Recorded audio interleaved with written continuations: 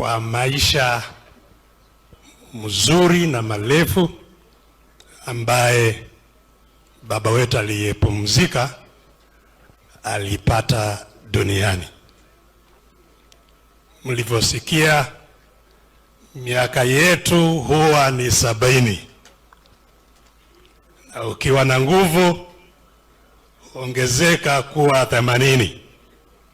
Sasa kama alitupatia mtu mzuri kwa miaka 90, tafadhali mrudie kumpigia makofi. Alitufanya vizuri kabisa.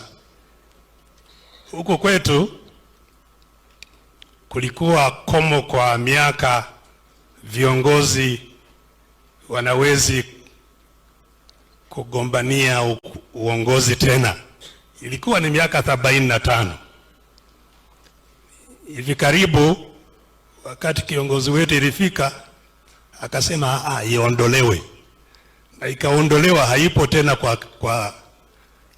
kwa katiba. Lakini alisahau kwamba kuna komo iliyowekwa na Biblia, na Biblia haiwezi kubadilishwa.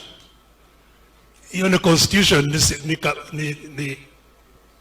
ni katiba ambayo haiwezi kubadilishwa. Kwa hivyo ni kweli miaka yetu huwa na komo, na namshukuru Mungu kwa kuwa tulipata mzee Ogero kwa miaka mrefu.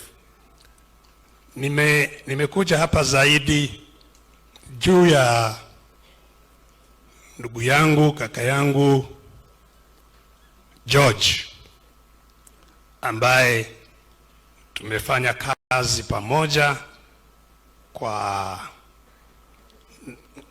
njia mbalimbali, kazi ambaye najaribu kuunganisha watu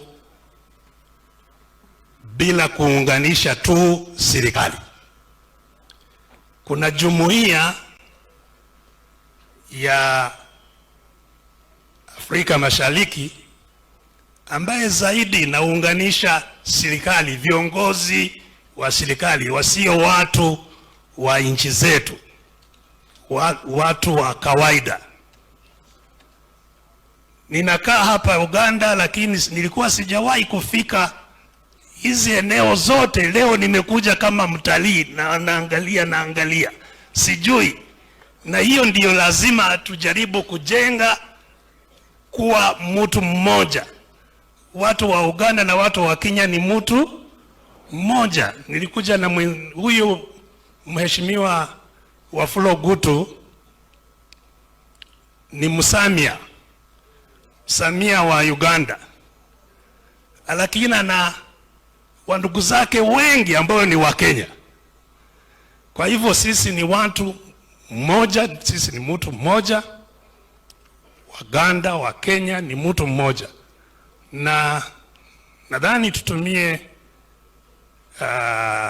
undugu huo kujenga umoja kati ya watu, na vile ndiyo tunajaribu kujenga barani Afrika. Isiyo Afrika, umoja wa Afrika, Africa Union, ni umoja wa viongozi, sio umoja wa watu wa Afrika. Na viongozi wa Afrika wakati mwingi wanakuwa viongozi wa kutukandamiza, sio viongozi wa kuinua watu wa kawaida. Hivyo basi watu wa kawaida tuungane sisi pamoja, tujenge umoja wetu, sio umoja wa viongozi. Na ndiyo